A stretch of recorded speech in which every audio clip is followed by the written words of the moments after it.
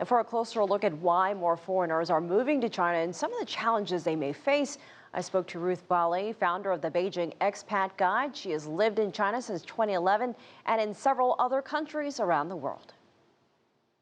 One of the main reasons people are relocating to China is the tremendous career opportunities and the growth opportunities in that country.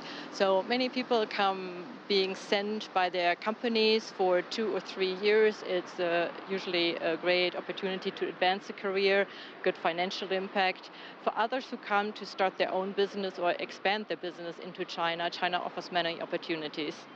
So what are the biggest challenges for people moving to China? I would say there are two main challenges. One is, of course, the language. Mandarin Chinese is a very difficult language to learn and to understand. And the other one is a very different culture of Chinese compared to most Western cultures. That makes it really difficult for foreigners to understand the way business is done and to be really effective and successful there.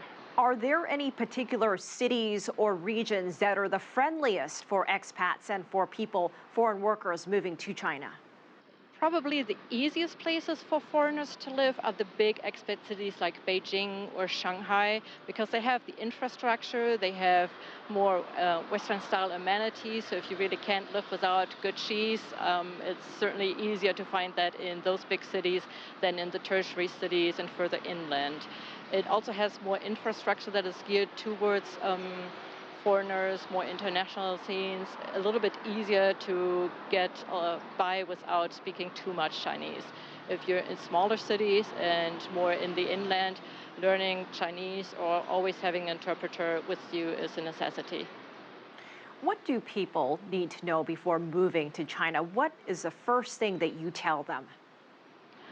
Wow, going to China, it's a huge change from where most people come from. So I would tell them, first of all, really to keep an open mind and be flexible and just expect that everything is going to work differently than what you might be used to.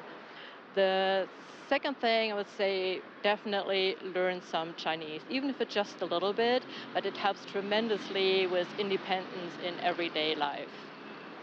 The third thing I would tell people is to learn about the culture, because the culture is so different. Understanding the concepts of giving or losing face or guanxi that are so important for the Chinese interactions, it really helps with settling in and being happier and more successful in China.